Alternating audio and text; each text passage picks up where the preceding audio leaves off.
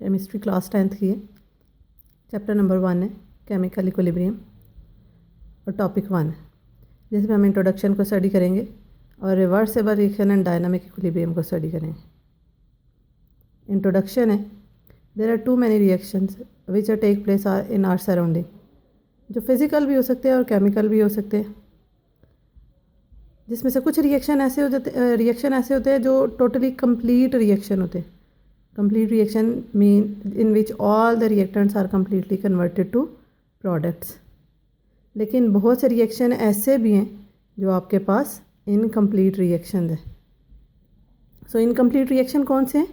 जिसमें प्रोडक्ट दोबारा रिएक्टेंट की फॉर्म में कन्वर्ट हो सकता है, और ये आपके पास इनकम्प्लीट है इसलिए क्योंकि जब आप at the end reaction mixture को स्टडी करते हैं तो उसमें प्रोडक्ट भी है और रिएक्टेंट भी है, इसीलिए हम इसको क्या कंसिडर करते हैं? इनकम्प्लीट रिएक्शन कंसिडर करते हैं। और ये रिएक्शन आपके पास टू डिफरेंट डायरेक्शन में प्रोसीड होता है, फॉरवर्ड डायरेक्शन में और रिवर्स रिएक्शन में। और फॉरवर्ड और रिवर्स डायरेक्शन में कब तक प्रोसीड होता रहता है? जब तक ये केमिकल इक्विलिब्रियम अटेन ना कर ले।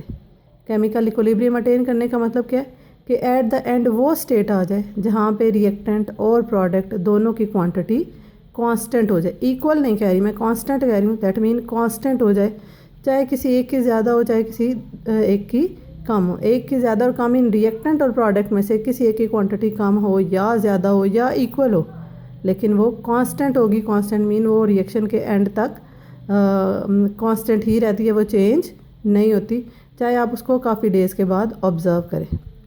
एग्ज़ाम्पल है हमारे पास इसके बाद, सिंपल एग्ज़ाम्पल जो हमारी डेली लाइफ में ह्यूमन बींग्स की और प्लांट्स की, जिसमें फोटोसिंथेसिस और रेस्पायरेशन का प्रोसेस है। फोटोसिंथेसिस और रेस्पायरेशन का प्रोसेस कैसे? ह्यूमन बींग्स रेस्पायरेशन के प्रोसेस में ऑक्सीजन इनहेल करते हैं और कार्बन डाइऑक्साइड एक्सहेल करते हैं। प्लांट्स फोटोसिंथेटिक प्रोसेस में कार्बन डाइऑक्साइड यूटिलाइज करते हैं और ऑक्सीजन रिलीज़ करते हैं। तो ये प्रोसेस कैसा है? Reverse process. क्यों? क्योंकि अगर human beings carbon dioxide release नहीं करेंगे तो प्लांट्स को अलाइव रहने के लिए कार्बन डाइऑक्साइड अवेलेबल नहीं है।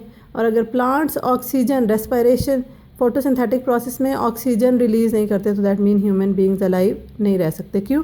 क्योंकि हमें रेस्पायरेशन के लिए किस चीज़ की रिक्वायरमेंट है? ह्यूमन बीइंग को रेस्पायरेशन के लिए किस चीज़ की रिक्वायरमेंट है? ऑक्सीजन की रिक्वायरमेंट है।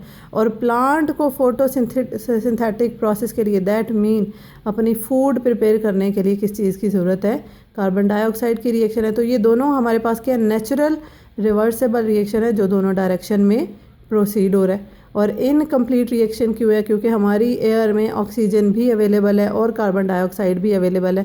हम ये नहीं कहते कि ह्यूमन बीइंग सारे की सारी ऑक्सीजन एक ही दफ़ा कंज्यूम कर लेंगे और कार्बन डाइऑक्साइड प्लांट्स हैं वो एक ही दफ़ा सारी यूटिलाइज़ कर लेंगे। ये कांस्टेंट आपके पास रिएक्शन प्रोसीड हो रहा है, इक्वल रेट पे रिएक्शन प्रोसीड हो रहा है। ह्यूमन बीइंग्स जैसे जैसे ऑक्सीजन यूटिलाइज़ करते हैं उसी प्रोसेस में उनके पास, उसी फोटो रेस्पायरेशन के प्रोसेस में कार्बन डाइऑक्साइड उनके पास प्रिपेयर भी हो रही है जो उनकी बॉडी को रिक्वायर्ड नहीं है और वो रिलीज़ हो जाती है।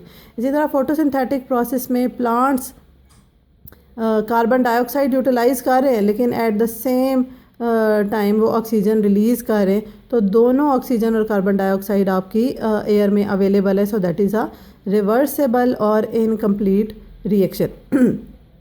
फिर हमारे पास है reversible reaction and dynamic equilibrium.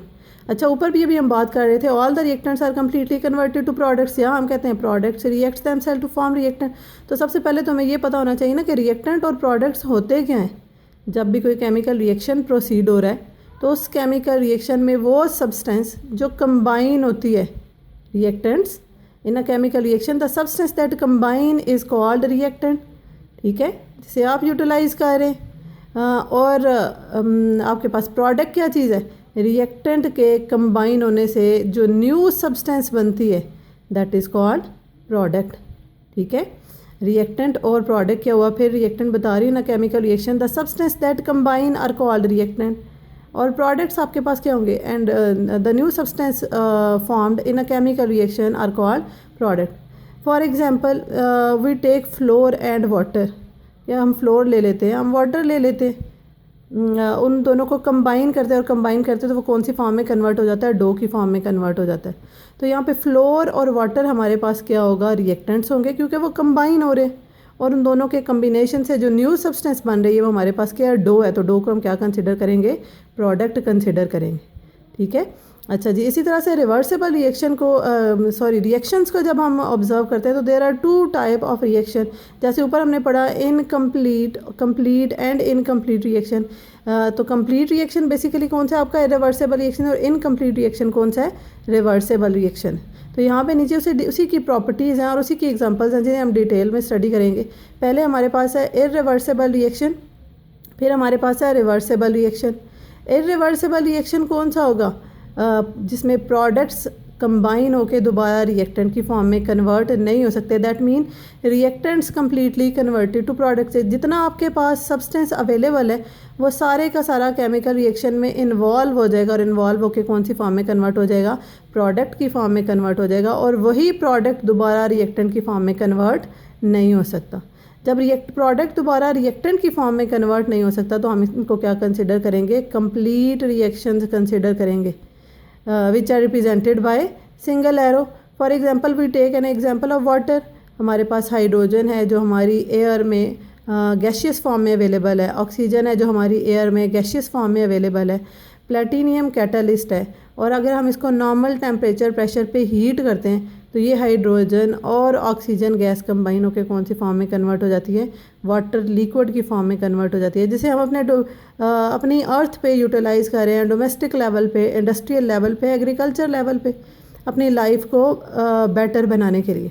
अच्छा, अब अगर हम कहते हैं कि ये वाटर वापस हाइड्रोजन और ऑक्सीजन की फॉर्म में उसी टेम्परेचर प्रेशर पे कन्वर्ट हो जाए तो दैट मीन हमारी अर्थ पे वाटर अवेलेबल नहीं होगा, क्योंकि वो सारे का सारा दोबारा डिकम्पोज होकर हाइड्रोजन और ऑक्सीजन गैस की फॉर्म में कन्वर्ट हो जाएगा।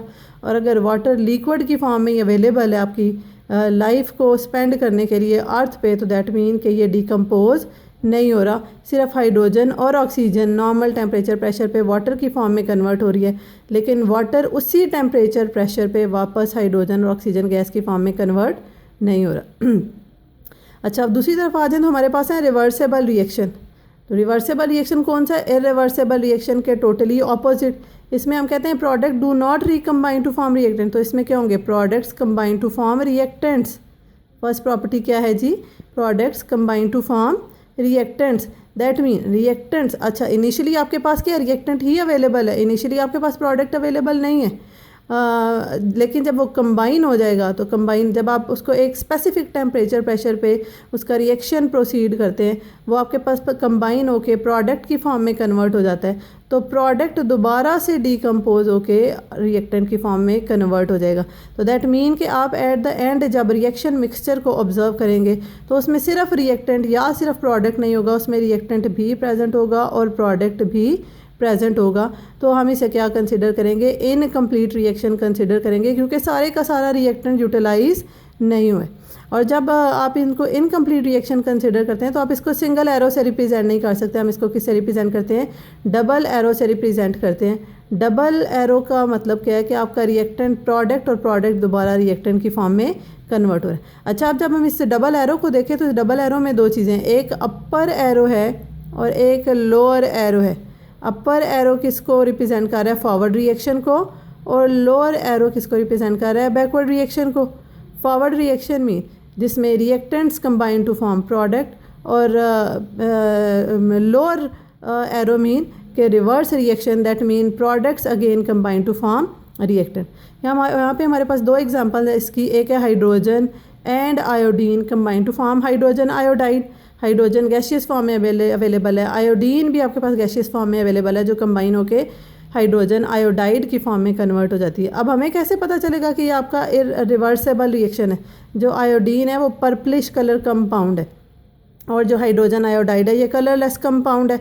इनिशियली जब आपका रिएक्शन स्टार्ट होगा तो पर्पल कलर डोमिनेट कर रहा है, उसमें केमिकल रिएक्शन में पर्पलिश कलर डोमिनेट कर रहा है। डोमिनेट करने का मतलब क्या है कि उसकी अपीयरेंस बहुत ज़्यादा है, लेकिन जैसे जैसे केमिकल रिएक्शन प्रोसीड होता जाएगा उसका कलर फेंट होता जाएगा, क्योंकि हाइड्रोजन और आयोडीन कंबाइन होकर HI की फॉर्म में कन्वर्ट हो जाती है।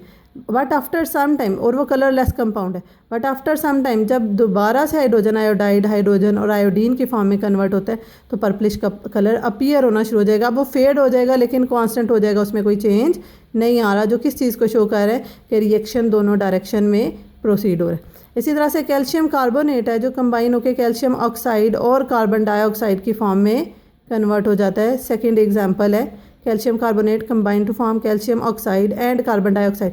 ये भी आपका रिवर्सिबल रिएक्शन है but in close container. Close container mean कि अगर हम एक फ्लास्क लेते हैं, क्लोज्ड फ्लास्क, उसमें सॉलिड कैल्शियम कार्बोनेट डाल के उसको हीट करते हैं तो आपके पास वो कैल्शियम ऑक्साइड और कार्बन डाइऑक्साइड की फॉर्म में कन्वर्ट हो जाएगा।